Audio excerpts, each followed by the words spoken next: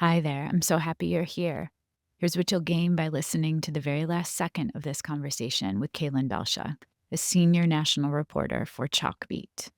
In this episode, Kalyn and I discuss potential impacts of Trump's campaign promise to dismantle the Department of Education, particularly focusing on services for students with disabilities. You'll learn why, while IDEA, the law protecting students with disabilities, would remain intact if the Department of Education is disbanded, major shifts could occur in how civil rights complaints are handled. You'll learn how current staffing challenges for special education teachers and paraprofessionals would be further impacted, and why the potential shift to block grants would give states more control over education funding distribution. Stay with us. I'm so excited to have you join our conversation.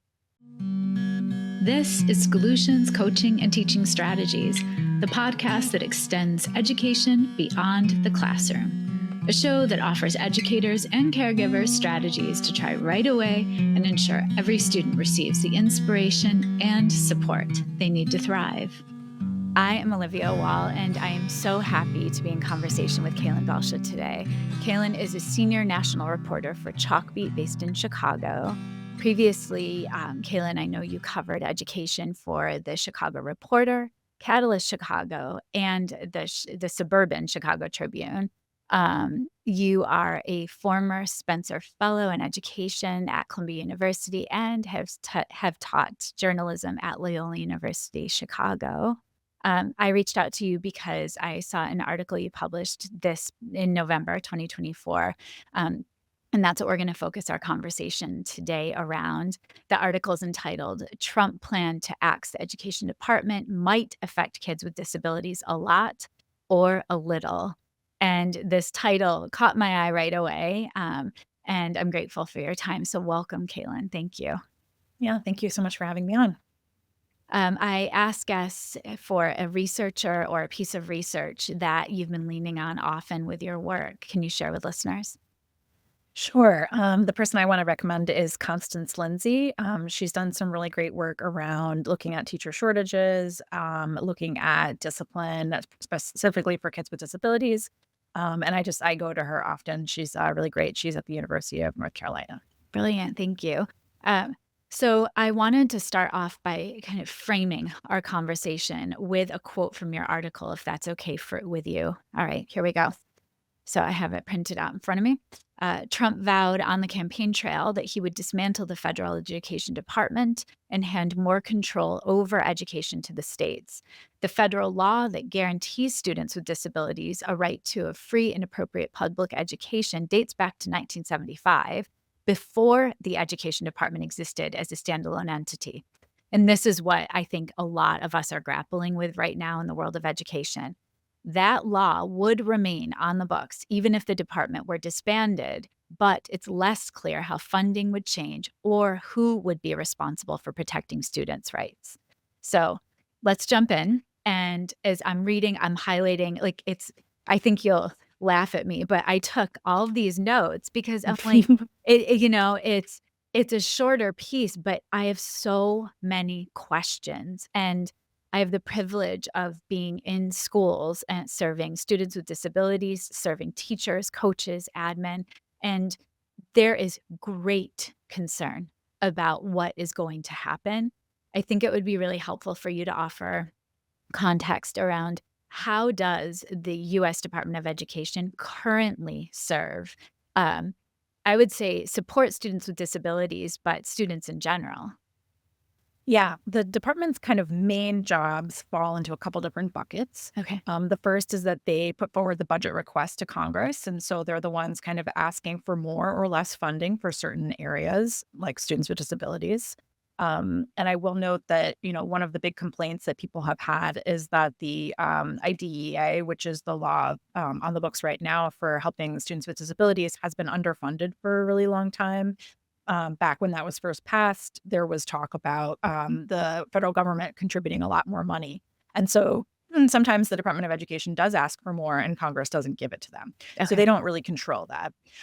One of the other big responsibilities is looking into civil rights complaints. So if a family, an advocate, a student files a complaint with a couple different categories, one of them is disability, but also race and ethnicity. And there's lots of other protected categories. And they decide to investigate if they think that there's merit to do so.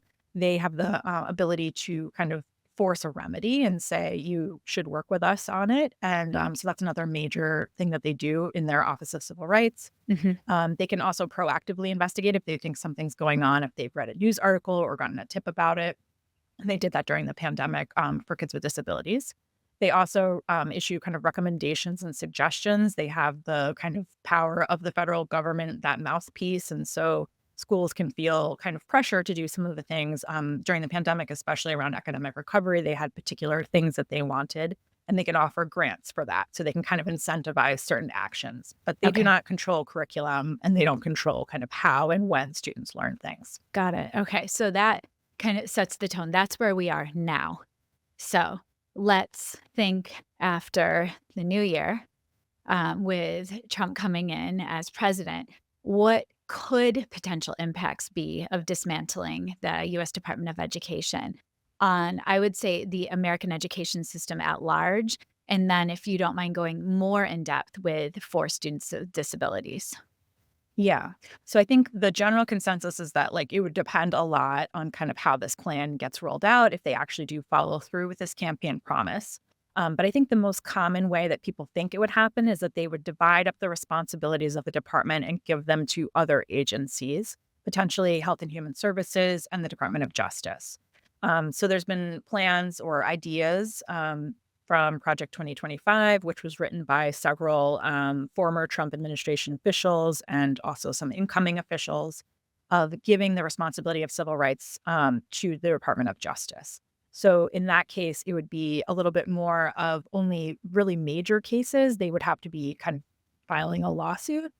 And right now, the way that it's handled is kind of if there's just a complaint that's filed, it's more often looked into by the Department of Education. So there is some kind of fear that if you move it over to the Department of Justice, there'd be fewer investigations, fewer remedies for kids. Wait, let me just pause there then. And so I heard you before say currently it would be what's deemed an investigation. But if it goes, if that is the shift it goes to, it would then become a lawsuit, which has a Right. They would very be different filing. tone, right? It has a Yeah. very different feeling, that idea of investigation versus lawsuit. I want to note that. That's fascinating to me. Okay. Yeah. And we saw that under the prior Trump administration, under Secretary Betsy DeVos, there was kind of a push to do fewer systematic investigations and to do smaller ones that were for individual cases. So I think this kind of follows in some of that same idea of like, we don't want to do these broad sweeping investigations. Potentially, we would kind of move this out of that purview.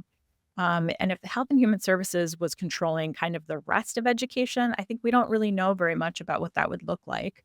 Or they could reform a new department and kind of do some kind of hybrid.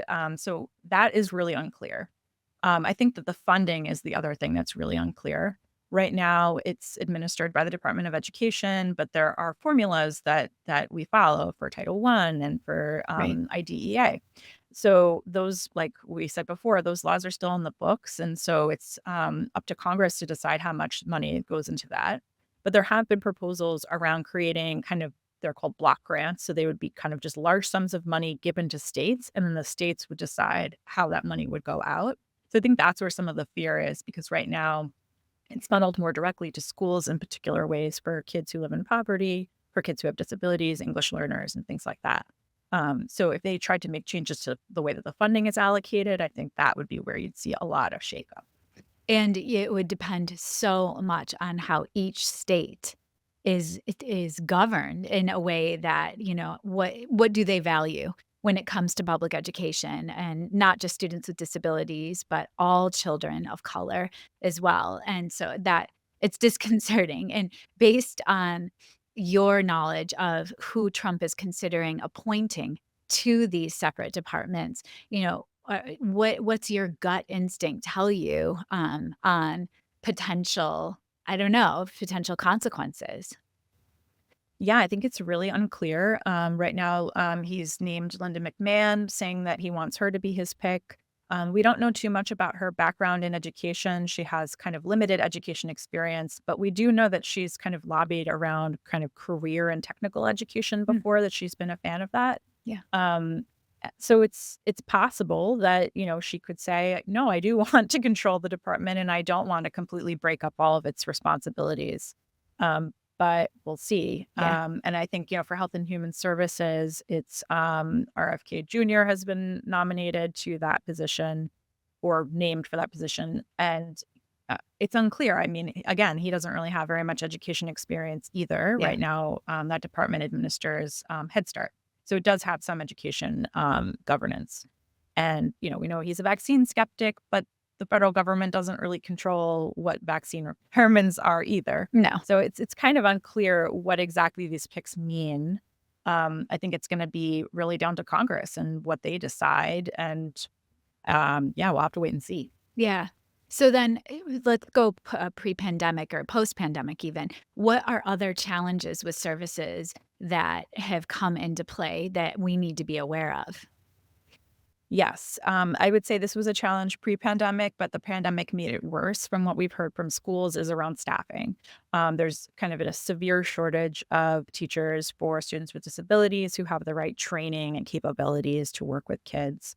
There's also really high turnover for paraprofessionals who are the much lesser paid folks who often help implement the individualized education plan. And during the pandemic, we saw some districts try to raise pay for those positions, but they're competing with higher pay for cashiers and working in restaurants and things like that. And so folks have had a really hard time keeping that role. So when you don't have the right staffing levels, what you end up doing sometimes is increasing class sizes, which can make it harder for everyone else in the classroom to learn. Sometimes kids act out when they're not getting the right services and support, and that can interrupt learning for other kids. And it also means that kids are not learning and growing in the way that they should be when they're not getting the right services. And we've seen a lot of districts turn to uncertified or lesser trained teachers, and that can also lead to the same issues. There was something in the article as well around incentives that bring qualified special educators, paraprofessionals into the field. What would happen with that? So right now, a lot of those programs are administered by states or nonprofits and foundations. So those would still exist. But right now, the federal government does give grants to try to incentivize the special education teacher pipeline. And so it's possible that a future administration could say, like, we don't want to put as much money into that. So I think it's really unclear. But certainly the states will still have a responsibility to kind of help with that. And universities too can offer, free tuition or free coursework. I like that solution. And, I was working with coaches the last 2 days in a 3 through 5 building, and it was incredible to me. The schools themselves are working so hard to ensure that students are getting their services, as well as that every adult in the classrooms understands their role and making sure all kids are successful. So I want to give a shout out because my concern is, this is so top down that it's the children, it's their caregivers, it's the teachers and the administrators getting lost in this conversation. And I was grateful. I'll stop there because I was also really grateful with the experts you included, their voices from the panel during the session you attended because they're the vast perspectives, some more concerned than others. So I was sharing your article with the coaches I was serving this week, and it actually quelled some of their fears. And so that was helpful. I'd love for listeners to also hear what were some of those perspectives from the experts on the panel. Yeah, I'll kind of start with most concerned to least concerned. That's a I good think start. Yeah. for the folks who are most concerned were kind of advocates in the civil rights realm who say, look, if we give the civil rights responsibilities elsewhere, that just means it's going to get less attention. Kids are going to have their rights violated, and there's going to be less of a kind of understanding about how to file complaints and what to do if something happens. I think also that there's a lot of concern from those civil rights advocates for the rights of like LGBTQ students. We've seen huge pushback to the new federal Title IX rules that were put forward by the Biden administration. So we've seen a lot of concern for those students from those advocates too. The people kind of in the middle who are saying, there would be some change, but maybe not a huge change depending on how the plan goes. Those folks, I think, are worried about consistency and worried about, the Department of Education does a lot of data gathering. They help monitor what disparities exist for vulnerable kids. And if we interrupt that and give responsibilities elsewhere, it can just get lost. And some of that work can be interrupted, and it can be harder for everyone to kind of keep an eye on kids that really need support. I think on the least concern end are folks who say, look, the department isn't doing its job, and we think that states could do it better, that there is room for improvement. And they say, this will kind of free up states to just take the lead and be more innovative, and that the federal government's job should be to kind of point out what's working really well in states so that states can kind of take the lead. Um, so I think, yeah, it really depends on kind of who you're asking, but usually it's kind of more progressive folks are the most concerned, and then conservative folks are a little bit less concerned. Yeah, and I try to always look at the glass half full, and I will say, though, that it is concerning to me because I know even within a school building or a school district, communication is often very, very challenging. How are we making sure that there are consistent and clear expectations just at the ground level? And so my biggest concern would be that if it's going at the states, how are we ensuring that in all states there are consistent expectations and if kids don't get lost in the mix? Um, so then I want to just speak to what are solutions, what are strategies that we could do, but also that I guess I'd love to hear more about, what do you think for caregivers? What could caregivers do? Like specific audience members. What can teachers do? What can admin do? How can we each advocate in different arenas to ensure all of our students with disabilities get the services they need? I mean, one thing is certainly paying attention to the confirmation hearing for Linda McMahon and seeing whether or not she gets asked questions about kids with disabilities. Often advocates can kind of pressure their members of Congress to ask specific questions, their senators. And so folks can write to their senator and if they're on the education committee and say, I'd really like you to ask about kids with disabilities and how you would handle this. I mean, I think people can kind of think a little bit about right now, states and school districts do have most of the control over how kids are served. Mhm. And so I think that is not going to change. And so being really aware of kind of how the system works at your local level and at your state level and understanding that there might be other ways to file complaints. Some states do have their own kind of civil rights investigation process. So trying to figure out if your state has something in place that might be able to be helpful to you if the federal government isn't really taking complaints anymore. And also being familiar with what advocacy groups exist in your state who provide legal advocacy, because those are the folks that you can rely on if you're not able to have somebody in an office of civil rights to help you. Okay. I can't say enough about just also reaching out to other caregivers because I know circling up with other caregivers for myself as a parent, it's extraordinarily helpful to offer perspective because it's going to be critical, I believe, that we are not just hyper focused on the way our own children exist and survive or thrive in the school systems. It's really important that we engage and ask other caregivers with children that may not look or be just like ours to better understand their journey and to step up to support each other as caregivers. I think we also need to do a much better job of lifting our teachers up because teachers are exhausted. And I'm at a point of when I hear someone say, "Oh, I'm tired of hearing how overwhelmed they are." No, there's a different level of, it's not even burnout, I would say that word demoralization, that's happening right now, where the hours that go into planning for differentiated instruction, it's gobsmacking. And if you're an elementary teacher, that's crazy in itself because you Yeah. are actually planning for multiple subject areas. And you're not planning for one child. You're planning for, when I see that differentiation, so that each child can have an access point to learning. And so I think it's important to end this conversation shining a light on what educators are doing and will continue doing regardless of who's president, right?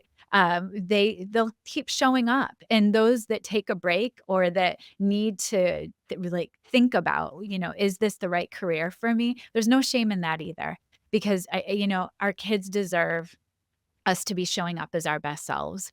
And I need, Kalyn, I know with your research and your reporting, you see so much love that educators offer to kids on a daily basis. And I think it's important just to give a shout out to teachers in general, right? For sure. I mean, I definitely hear from parents who say, I see my teacher helping my kid and being so supportive at a time where it's really hard, especially coming out of the pandemic, where a lot of kids were dealing with higher levels of academic struggles, more mental health struggles. And yeah, I know teachers are exhausted, but there are so many that stayed. We really thought that teacher turnover would spike crazy after the pandemic, and it did go up a little bit, but not a lot. So I think it's worth saying that, a lot of teachers are sticking it out and are willing to do things that are really hard. Yeah. So let's end the conversation then. Will you share who an inspiring educator is from your life? Sure. My fourth grade teacher, his name was Mr. Werner. He was one of my favorite teachers ever. We had like a marble jar that, whenever we did good deeds in the class or things like that, we would get one marble. And when it overfilled, we got to play kickball outside. And I hated kickball. I did not like sports, but I loved playing it. So that was the kind of teacher that just inspired you and really made learning fun. And Yeah. I will forever remember him. I wrote him, when I was a senior in high school. They had us, like, write a letter to one of our old Uh, teachers, and that was who I chose. yeah, beautiful. I'm grateful for you. I'm grateful for your reporting, and it felt like it's a centrist article in a way that you offer such different perspectives, and that's what I also appreciate from Chalkbeat as a publication. You give a thorough viewpoint of the topic, and even your title of the article, you had me on edge, and then you flipped it back and said, "Well, I've got to know. I've got to jump in and read." So I hope you keep doing this important work. And this is the first of many conversations that we have about the education system. And let's just hope things become clearer as of January 2025. Me too, I hope so. Yeah, take care. Schoolutions Coaching and Teaching Strategies is created, produced, and edited by me, Olivia Wall. Thank you to my older son, Benjamin, who created the music playing in the background. You can follow and listen to Schoolutions wherever you get your podcasts, or subscribe to never miss an episode and watch on YouTube. Thank you to my guest, Belsha, for taking the time to discuss potential impacts of Trump's campaign promise to dismantle the Department of Education, focusing on services for students with disabilities. Now, I'd love to hear from you. Send me an email at schoolutionspodcast@gmail.com. Let me know how your school or district currently provides services for students with disabilities. What are they getting right? And what could they do better? Tune in every Monday for the best research-backed coaching and teaching strategies you can apply right away to better the lives of the children in your care. Stay tuned for my bonus episode every Friday, where I'll share how I applied what I learned from the guests in schools that week. See you then.